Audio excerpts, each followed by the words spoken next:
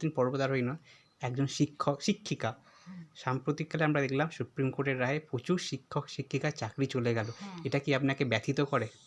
হ্যাঁ, খুবই ব্যথিত করে। কারণ আমি চাই যারা যোগ্য, কত মানে শিক্ষিত, আমি তো নিজেই আমি সরকারি চাকরির জন্য দিনে 13-14 ঘন্টা করে পড়াশোনা করেছি। হ্যাঁ, নাওয়া খাওয়া নেই, এবং সেই সময় আমি পাহাড়ে যাওয়া, যেটা আমি এত ভালোবাসি, সেই সমস্ত প্র্যাকটিস অভিযানও আমাকে বন্ধ করে রাখতে হয়েছে। মা বাবা কত ত্যাগ স্বীকার করেছে।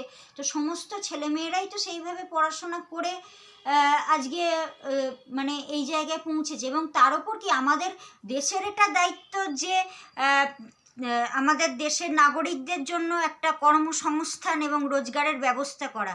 তাহলে সেখানে যোগ্য শিক্ষক শিক্ষিকারা তারা যেভাবে বঞ্চিত হচ্ছে, এবং তার সাথে ছাত্রছাত্রীরা বঞ্চিত হচ্ছে। কারণ অযোগ্য শিক্ষক বা যদি এইভাবে ঘুষ দিয়ে দিতে থাকে, তাহলে তো তারা বলা যায় দুষ্কৃতির পর্যায়েই পড়ে। সেই রকম অযোগ্য শিক্ষক যদি স্কুলে ঢোকে, তাহলে তো ছাত্রছাত্রীদেরও প্রাণের